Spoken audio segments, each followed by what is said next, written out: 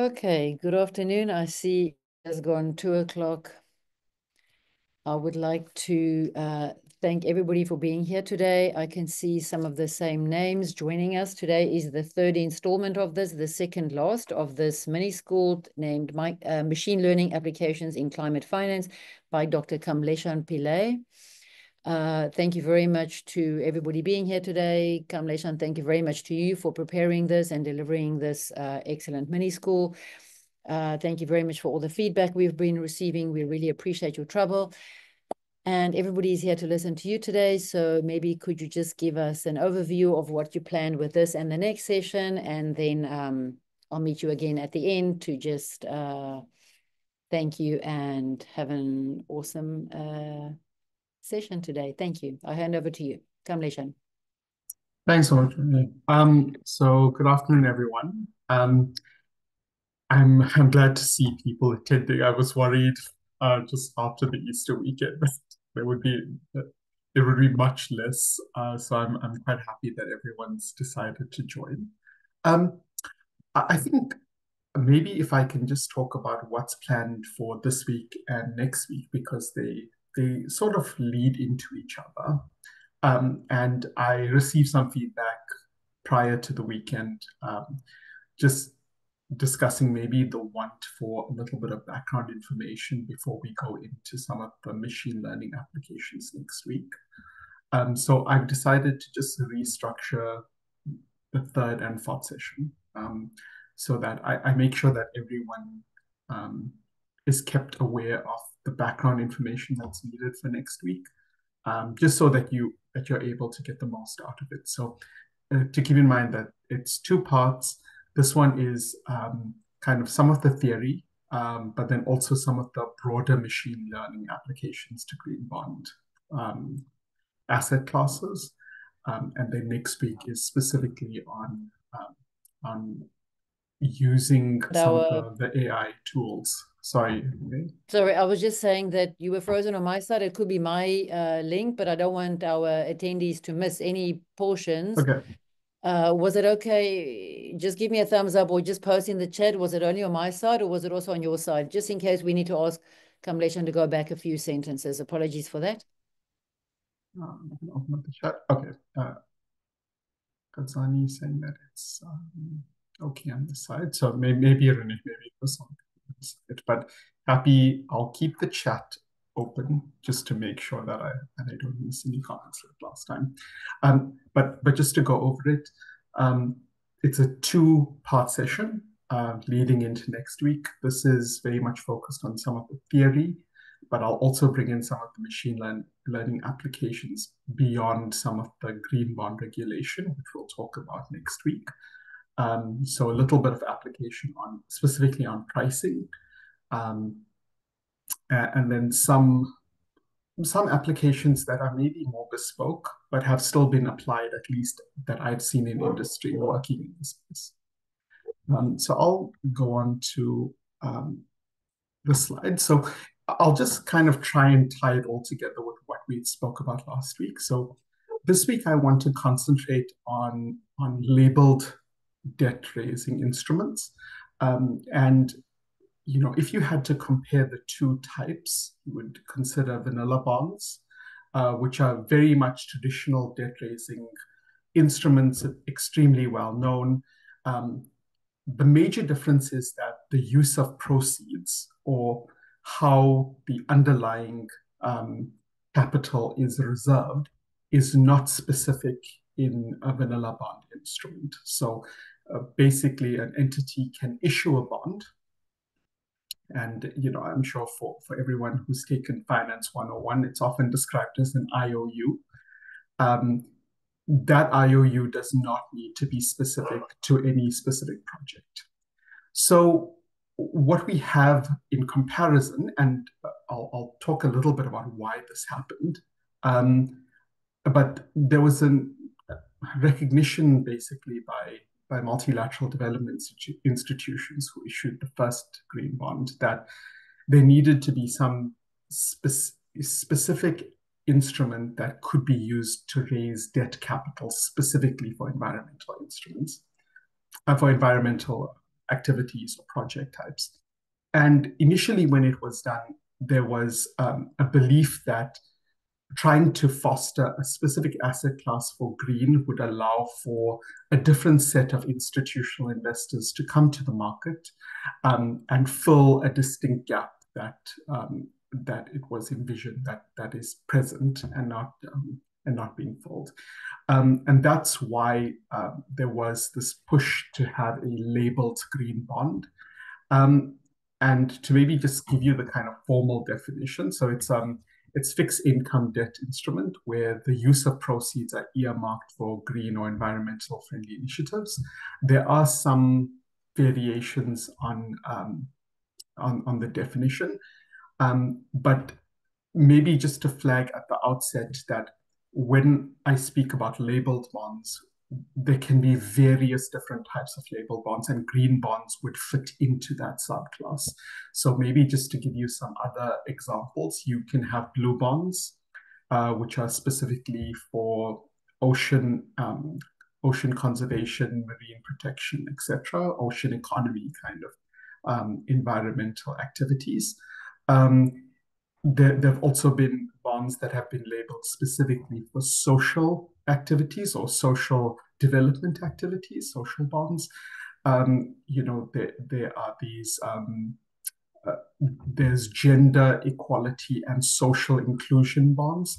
And I think I'm mentioning this, but I also don't want to confuse any of the participants that it doesn't really change the underlying structure. The only difference is what the use of proceeds is allocated towards. So in the case of green bonds, they're quite broad. I think within industry, there is sometimes a frustration that we're creating these different asset classes with different labels, and in some ways, we're fragmenting the market. But we are trying, I mean, there are various reasons for this, wanting to be specific about what we're allocating funds towards. But there are some unintended consequences that maybe come about from this. So green bonds are the kind of generic environmentally related bond. And within these, you can have allocations for various different project types. So renewable energy, sustainable agriculture, clean transportation, adaptation and resilience, water. These would be classified as some of the potential project types that would be found under a green bond. On your screen is kind of the structure, and in some ways, if you look at the investors, green bond issuer, and project types, that is a very traditional structure of a bond in general, where an issuer who requires capital raises a bond. Investors pick up this bond and, of course, are required to be paid a coupon, and then at the maturity of the bond, the principal of the face value. So that's a very traditional structure, and of course, it's typically used for raising capital for projects. Where green bonds are slightly different is with regards to some of the, I'm going to say transaction costs, but some of the pre and post issuance costs associated with raising a green bond. So I'll go into some of the details about that. Firstly, we have a green bond framework that is typically developed by the issuer, and that is related to the ICMA standards for green bond principles, which is where you need to have a green bond framework which discloses how the funds will be allocated, so the use of proceeds, broken down by project category, or sector, or environmentally related sector. Typically within these green bonds, you have things like management of funds, how you would keep those funds separate from other bond tranches. Basically, how would you be able to provide investors with confidence that you are allocating funds towards the green initiatives that you have initially identified. And basically providing, in summary, it's almost a document that provides confidence to the investor that you will be allocating um, the use of proceeds for green. Of course, there are different ways that the bond market has maintained integrity. So, because there's a lot of greenwashing, and it's a term maybe not everyone is familiar with, but it's basically um, yeah, it's a word associated with entities that are saying they are doing green and are not, or are kind of using it as a marketing tool, but are not really interested in kind of achieving environmental integrity standards or environmental outcomes. So to avoid this greenwashing by industry, not only do we have a green bond framework that is issued when the bond is raised, but also we have third-party verification. So this has almost got two components to it. So the first one is when the bond is actually issued, there is something called a second opinion. And there are two types, but you can have a kind of traditional second opinion where it's a rating agency or an academic institution that provides a comment on the green bond framework itself and whether they view it as having environmental integrity or not, or where there are pitfalls or loose ends that maybe make the bond not environmentally friendly. And I can give you an example of this, having worked on a few of these issuances where you may have an issuer from an emerging market where clean coal is considered to be something that is green because it's still it's kind of reducing the emissions associated with traditional coal fired electricity generation. But it's of course up to whether that institution has a methodology that recognizes that or doesn't. Things like hydro, for example, large-scale hydro can sometimes have unintended environmental issues associated with it. So there is a need for an external market actor to comment on the environmental integrity. More recently, we've had things like certifications coming to the market. So the Climate Bond Initiative, which is, I would say, the primary neutral commentator that really tries to guide the market on green bond development. They have a certification guideline where bonds issued can adopt their standards and protocols and then get a certification stamp that also adds trust to the market.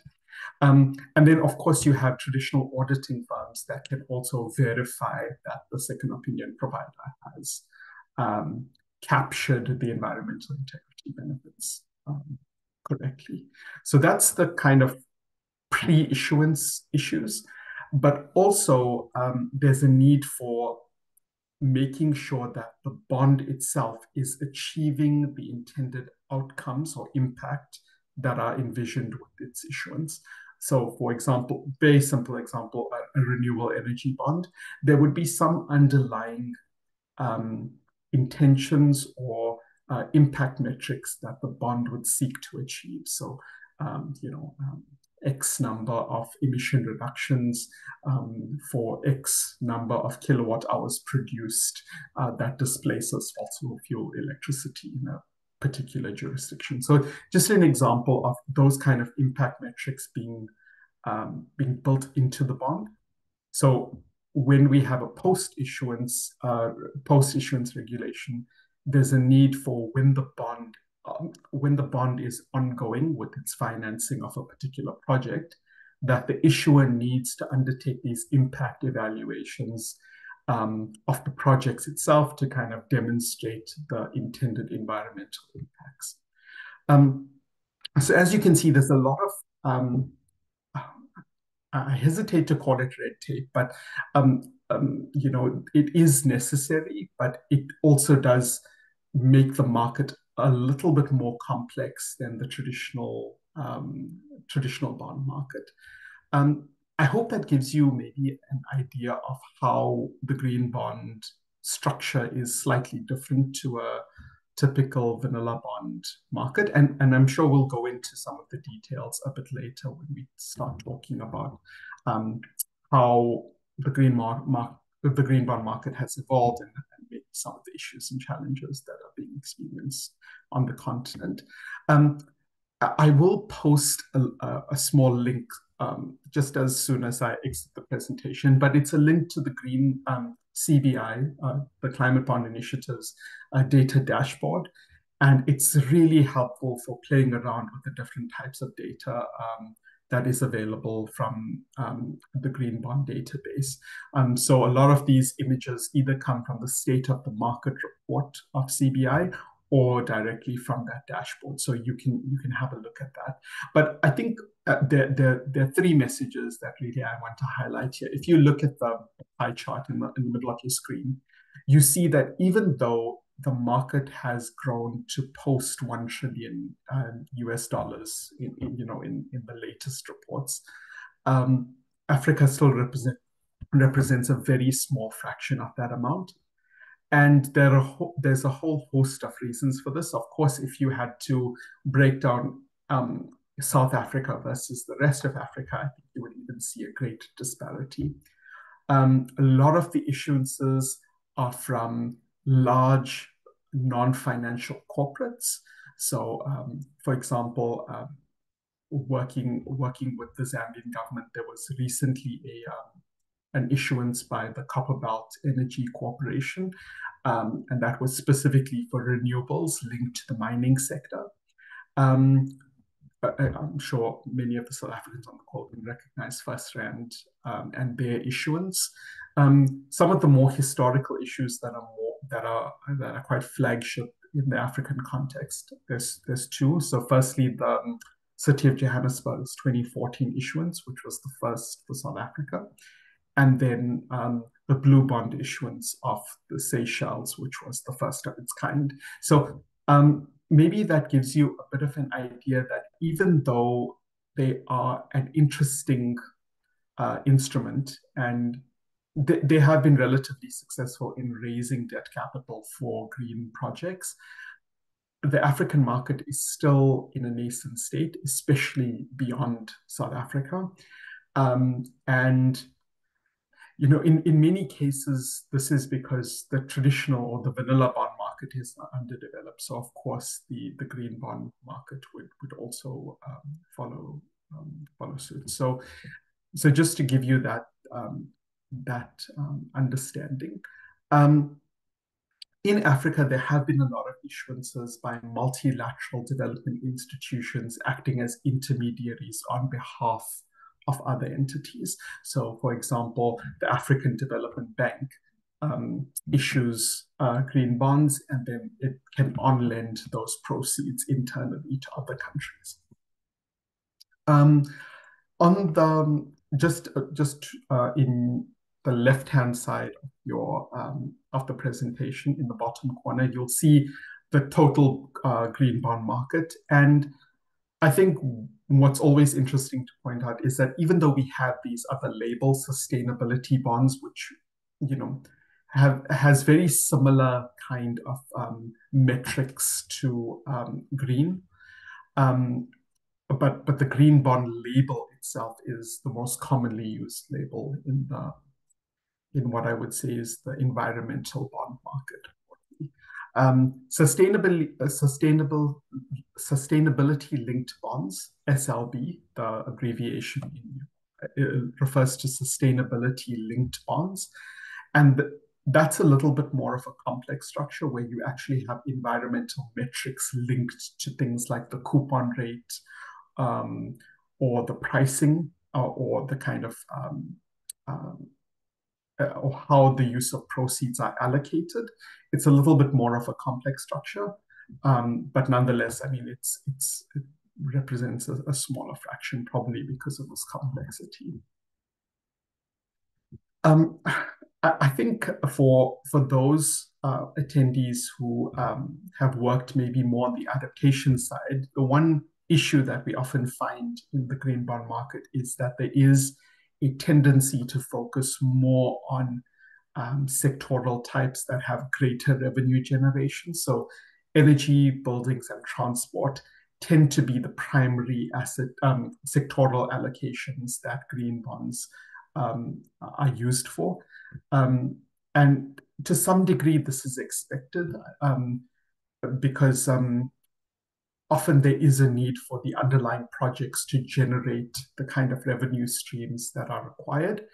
Um, the likelihood is that we will see greater allocations for large scale adaptation and resilience infrastructure as we go forward. So I put the example on the screen of, within the bullet points of comparing two types, the coastal protection against storm surge and a renewable energy project. And I think this example highlights the issues that maybe you're seeing as well, where renewable energy projects still have the ability to generate revenue because of the sale of the underlying electricity that's produced, and that can obviously help an entity raise the cash flows that are required to pay back the bond. But there may be also cases where adaptation and resilience activities do make sense. For example, when they're protecting the underlying asset that has revenue generation capacity. I'm not sure if I mentioned it on this call, but there was a case of a green bond issuance in Namibia where it was allocated towards climate smart agriculture. And one of the use of proceeds within the bond was actually for alien invasive clearing and land clearing. So very much an adaptation resilience kind of focus bond. And that was because a lot of the bush encroachment was encroaching onto farmland, and that was reducing some of the underlying revenue streams. So just an example of, maybe it isn't as clean to say that, one sectoral type is favored over the other. And, sometimes the context will tell you whether, whether the underlying sectoral allocations make sense or not. But just to give you an idea about this is where the market stands currently. So some of the limitations are very likened to what it would be like for the vanilla bond market. The first point is maybe the one that is very specific towards green and the FOF as well. At the moment, we have huge issues with definitions about what constitutes green or not. I gave you the earlier about, I'm saying an emerging market, but I'm trying not to name the country where, clean coal was seen to be an environmental project type. And this highlights why we need standardized definitions and standards related to what green is or what constitutes green. Of course, this comes with a whole host of other issues, with different countries having different perspectives about what constitutes environmental integrity. I see a hand. So, Zani, I'm going to allow you to talk. So just you can verbally ask your question or comment.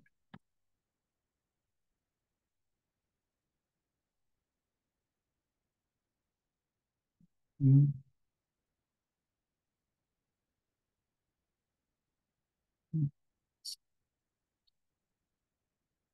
Oh, this is just not working. Oh, okay. No worries. Okay. We'll continue then, but if you do have a question, please, anybody else don't consent to it, you just flag it.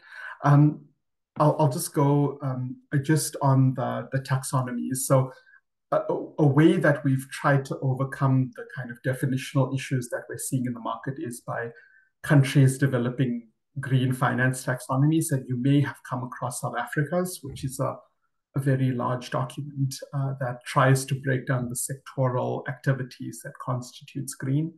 Of course, this comes with other issues like fragmentation of the market, um, green being determined by jurisdictional considerations, which of course need to be implemented. But if there's no consensus, it can be problematic about how a green bond gets taken up by the market or which actors maybe are interested in those bonds.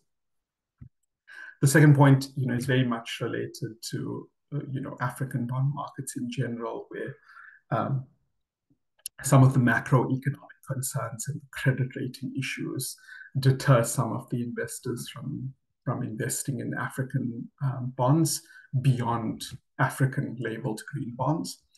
And then maybe just maybe an issue from the perspective of the structurer or the entity that is looking to issue the bond, that even though we know that there is a apparent need for climate finance raising, a problem that issuers typically have is that the underlying projects that are enclosed within the bond tend to be quite badly structured.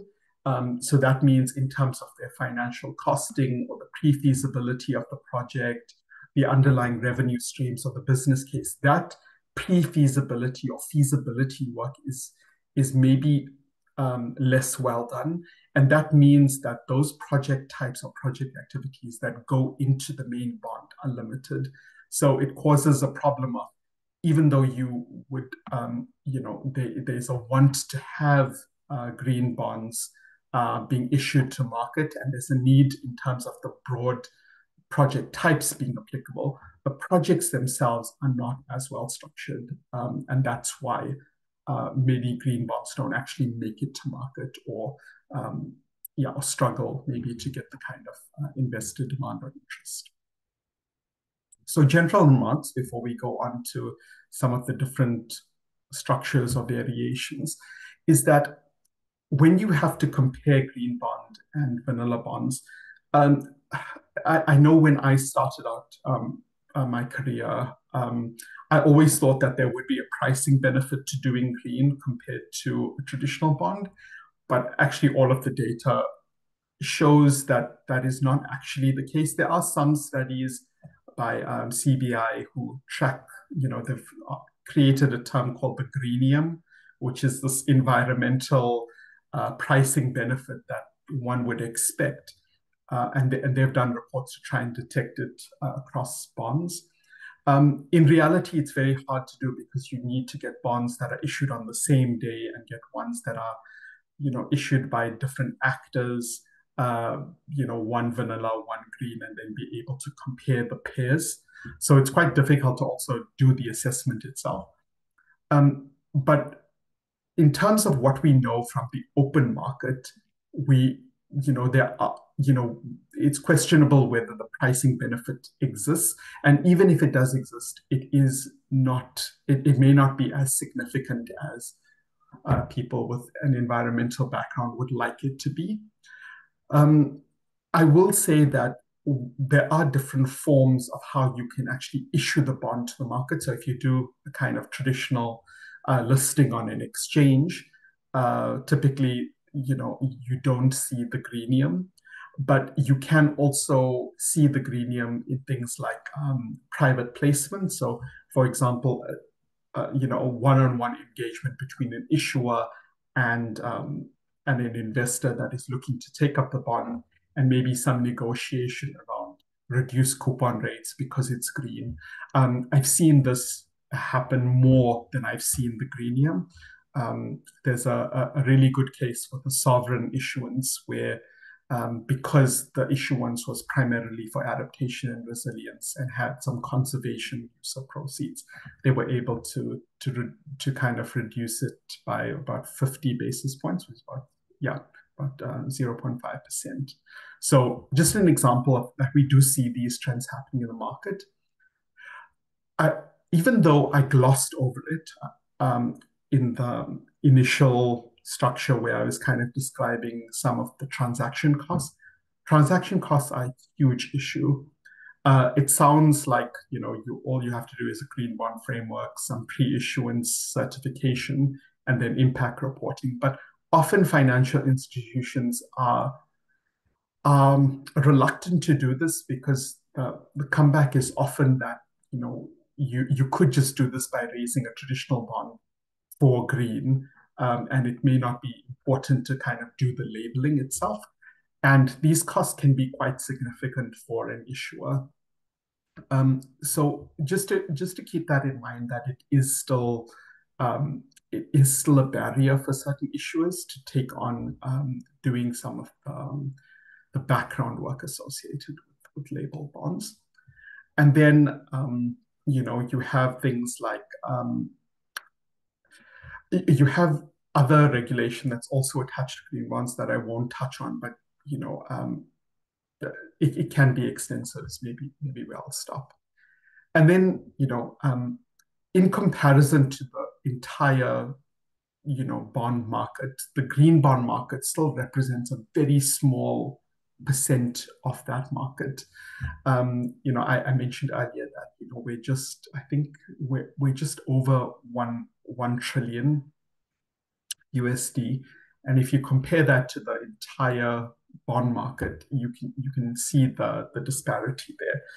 And within that bond market, there's still a lot of lending towards fossil fuels, etc. So we even though the green bond market is a positive example of climate finance debt raising, there's still other challenges with things like removing fossil fuel subsidies, lending towards other more high emission associated sectors. So just something to keep in mind of perspective.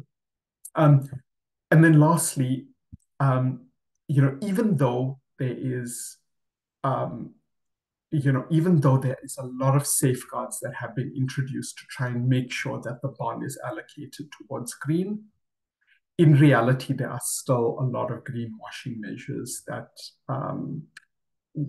entities that are issuing still try and get away with. So it's just maybe something to keep in mind as we move into next week, where I'll present a little bit on a machine learning paper that I'm writing, where we're trying to kind of stop this practice from occurring. I'm just going to look at the time just to make sure I give everyone time to ask questions. So I'm maybe just going to speak quickly through just some examples of different structures. And I think it's important to go through this just because some of them are very applicable in the African context, and it can be a way of maybe overcoming some of these challenges that we have. This is something that I picked up in the first lecture that I delivered 2 weeks ago. So I'm not going to go through it. I think the reason why I just want to point it out again is that this is an example of the City of Cape Town's bond issuance is very well known globally. And that's because a large percentage of the use of proceeds was actually allocated towards adaptation in opposed to mitigation. And it's a very good example of how when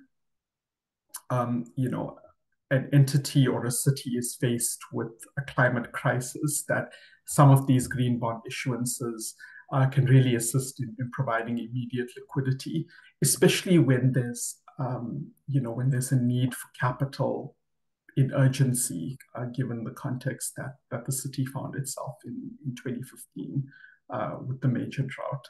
And you can see some of the facts or some of the metrics associated with the bond, and just to point out the water in proportion in comparison to the low carbon projects associated with the bond. So a lot of it was water management initiatives, and specifically related to drought management, so things like water saving technology, etc. I'm not sure if desalination was included in this because I think it was only kind of in 2017 where there was kind of urgency that maybe we should consider some of the temporary desalination plants that were commissioned. This is the blue bond issuance that was that was issued by the government of Seychelles. And I mean, I'm sure it's the one thing that jumps out at you. It's a very small amount, right? You're talking about under 25 million in total, with all of the partial guarantees, etc. So it's a very small amount, but the Seychelles as an economy is relatively small, so the issuance was still significant in trying to raise capital for some of their blue economy work. And it was quite strategic because the government itself, of course, relies heavily on the fisheries and ocean conservation sector, given its tourism sector as well. So the bond itself was strategic in terms of getting, firstly, attention on some of the challenges that they're facing with regards to conservation, but it was also a chance to kind of be the first in class to look at raising capital through a bond instrument for ocean conservation, the fisheries sector, etc. And the one thing that is interesting within this bond is that, and it's something that we see a little bit with African actors, that there's a huge role for the donor community in terms of climate, the traditional climate funds. So the GEF is the Global Environmental Facility, which is the fourth largest climate fund, and the EBRD, so a development financial institution playing a role in providing some kind of risk management to make these bonds viable or of interest maybe to investors that have an appetite for these instruments, but also require them to be of a certain standard for them to be taken up. And then just wanting to focus a little bit on aggregation and intermediaries. So this is a structure that is being pursued in Kenya. At last, last I looked at it, they are still struggling to kind of get the concept completely through. But it really maybe highlights this issue of aggregation and intermediaries, that if you had to kind of think about which entities could issue a bond, one of the real problems is that a lot of the financial entities that are looking for capital still do not have the capacity to issue a bond of a particular size that would be taken up by the market. So, in the example that I showed you with Seychelles, of course, it's a small tranche, but typically these instruments are for higher allocations. So, for example, a smallholder farmer, an individual smallholder farmer, maybe could not issue a green bond, but maybe in the aggregate form, they could. So we're seeing a lot more focus on intermediaries, or these kind of use of cooperatives. So entities that basically aggregate together small-sized entities into a single issuance that is then issued to the market, and then that facility then on-lends the proceeds from the bond to the small-scaled farmers. So almost like a bit of a chain between these entities. But of course, things like risk management become really important in these structures because the cooperative tends to take on a lot more risk. So there's still a need for trying to kind of create space for things like insurance, risk guarantees to protect some of the cooperatives against things like first loss, for example. So it's just something I wanted to, I made sure to put this slide in here because I think it's really important given some of the challenges that we're facing. The example with Kenya is quite interesting for it's actually with regards to water utilities. So again, two nice examples of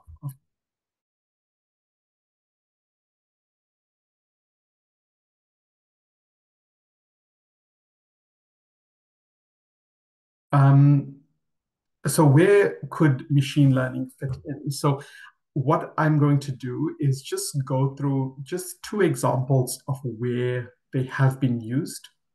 and then provide you with just a bit of background before we end off and start, talking about some of the feedback from you, um, and some of the issues regarding next week. So maybe just to go into the example straight away. There are various use cases for using machine learning in the green bond market. It can be used on the issuer side. It can be used on the investor side. It can also be used by the intermediaries that provide services to the issuer or the investor. So the second opinion providers, the certifiers, or the impact evaluators as well.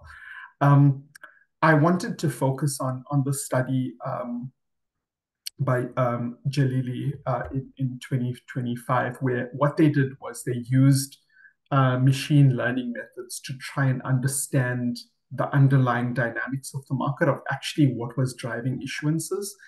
And this study was actually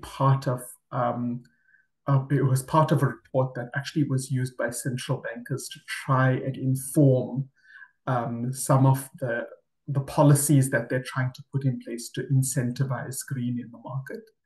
And I mean, some of the outcomes are not groundbreaking. They're quite expected to some degree. Things like firm size, ESG performance, and some of the major macroeconomic indicators actually being determinants um, of green bond issuances. But nonetheless, it was an interesting way of trying to frame that argument and then trying to provide the evidence to the central bankers and other regulators about what actually they maybe need to change with regards to policies to get green incentivized. So, an example that I presented earlier with the aggregation issue is a great complement to some of the drivers that are picked up in the study, where things like firm size is a major issue, where you're mostly seeing issuances by larger non-financial corporates as opposed to smaller entities. So, clearly aggregation could be a mechanism that a regulator could look at if there was a want to try and get smaller actors involved in accessing the green bond market. Also, things like ESG performance are quite interesting to suggest that ESG performance is also a good indicator of whether entities would also be looking at mobilizing green bonds. Again, it's something that logically makes sense as well. So when you get the decks, and I'm trying to put them all together at once, within the comments, all of these paper suggestions are included, so you can get the link and also see the underlying study. And this is an example where it was used for index pricing. And I found this interesting because there actually isn't a lot of work being done on trying to understand the index valuations from an investor perspective. And this one was used with neural networks, where basically the corporate bond market index was used as a proxy for the green bond index, and it was basically to try and evaluate whether the corporate bond index could be used as a proxy to try and understand what the green bond index would do. And they found quite high metrics associated with its forecasting potential. It is, of course, just one study. There are some other studies which have some other variables that maybe make the distinction not as clear. But I think it's interesting that we're seeing some of these machine learning methods starting to proliferate within the mainstream market and actually being used by regulators and investors themselves to try and make evaluations on green bonds. And now maybe just to kind of finalize before we talk about some of your questions or feedback. This leads into maybe what we're going to talk about next week, which is more of a complete study that I've undertaken where we use large language models to try and mine green bond frameworks to assess um, the quality of green bond issuance that is actually getting to the market. And it was really conceived as a project to try and circumnavigate some of these greenwashing issues that we're seeing in the market. What I do is try and mine green bond frameworks and then look at it in comparison to their impact metrics to try and get a distinction about whether the green bonds themselves are being allocated correctly and whether they are actually reaching the kind of impact that they say that is intended, at least. Sean, I see your hand. I'm going to unmute you. Just give me a second. Um, um, Sean, you should be able to unmute. I hope. Sorry. I think this is maybe my problem and other people's problem as well. Zoom has a shortcut that makes you raise your hand when you type Okay. something. So Okay. No, sorry, no, no worries. No, no no, no worries, question from sir. my side, but maybe you'll get this problem coming up every now and then. No, I'll no, see if no I can worries, Sean. find it. Yeah. Okay, sorry. Okay. Sean, do you want to go ahead then? Oh, sorry. Oh, you were saying it's me. Yeah, No, geez, sorry. Okay. No, no okay, worries. thanks. I'll see if I can sort it out. Thanks. Sorry for the interruption. No, no, no, no, no. Okay. But anyway, I was almost at the end. Oh, sorry, I feel like I made a bit of a mistake trying to get my slide deck up. Um, ah, I cannot see my screen, so it's just give me a second. Let me just reshare that. Share and then to um, okay.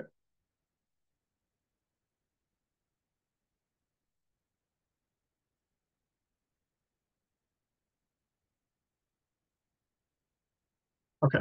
So sorry about that.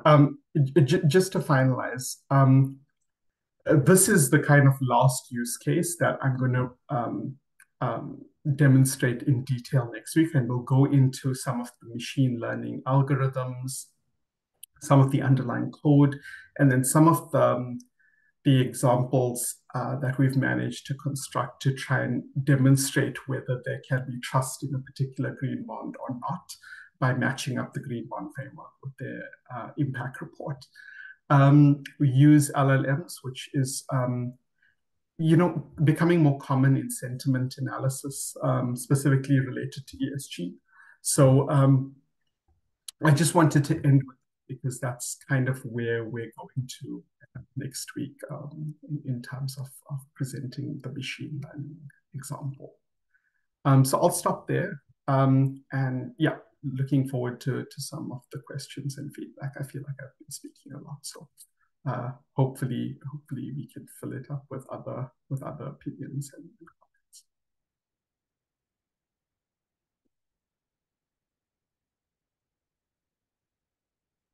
Okay.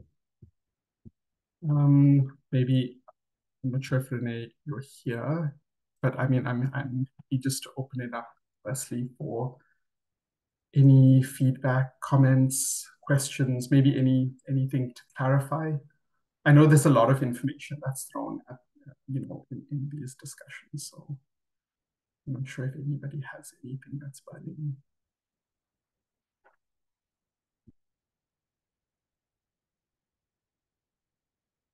You may have to put your hand up, type in the chat.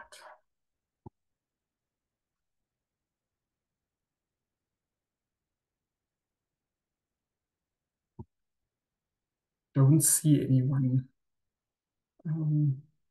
Okay, just says thank you for this. Okay, I see a hand. Okay, Martin, I'm just going to unmute you. Martin, you should Hello. be able to unmute and chat. Yeah, and speak. Hello. Can you hear me? Yes, Martin. Yes, we can hear you. Yes, yes. Thank you very much for this wonderful talk. I was particularly caught by the key drivers that you included. That is firm size, governance, quality, ECG, performance, and the macroeconomic factors. So I was just asking myself, this ECG performance, how do you quantify them, or what sort of variables do you use for that? Yeah. So within ESG, it's sometimes referred to as sustainability reporting. The Yes. the environmental, social, and governance factors that are integrated into um, the metric itself. I have to admit that most of my focus has been on the environmental side of it. When I've consulted before, we've had team members who have focused on the S, things like labor adherence to labor law, for example, as being one of the variables, governance related more to policies within an organization. But the environmental specifically has typically focused on emissions and within emissions, it's both absolute and emission intensity. And also within those categories, it's kind of scope 1, 2, and 3. And there have been a lot of studies that have looked at kind of, whether, which kind of variables can also be reported with ESG. But, typically those are the metrics that are mostly reported. I know it is a big frustration in the environmental consulting community that typically when we speak about environment, it gets devolved to climate change specifically. But that's often the case because it's more easy to quantify than some of the other environmental indicators, things like biodiversity, for example. It's quite challenging to try and create a comparable. I hope that helps, Martin. Yes, thank you very much. That helps quite a lot, because I also work in the bank profitability space. I'm trying to understand what drives banks' profitability, and what I see nowadays is that there is all these environmental factors, climate change, and also ECG, these ECG factors coming into play. So I've not been sure how to try and quantify those in trying to feed a machine learning model or a statistical model, something like that. But I think what you have presented to us today gives me a bit of light to say maybe I can apply some of these into this area that I'm trying to pursue. Thank you very much. Yeah, it's a very it's a very complex area. I think that what you've described that you're working on. I know a few examples from hedge fund managers where they were trying to detect some of the ESG factors within their pricing models, and a lot of the times they couldn't. They were trying to look at the impact of scope 1 and scope 2 emissions on their alpha, and they just couldn't detect any kind of significant change. So it's it could be embedded within the pricing model, but it just may not be detectable by some of the statistical methods that we use. Thank you very much. Okay, right. Is there anyone else with any questions? I know we only have 6 minutes left.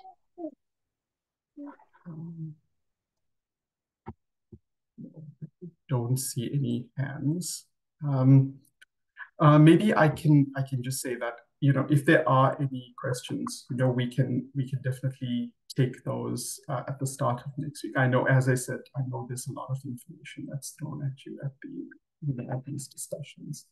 So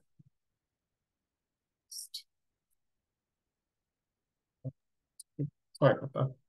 Yeah. So what I suggest is maybe that we start next week with just some questions, but you're always welcome to email me if you have any other questions. I'm happy to take your comments and feedback and reply to them. Otherwise, I'll hand back to Renee, and then we can Okay. close the discussion. Wonderful. Okay. Thank you very, very much for your time here today. Thank you very much for everybody that attended. We really appreciate it. And then we'll see each other again next week. Okay. All the best. Thank you. Thank you, Okay. Bye. everyone.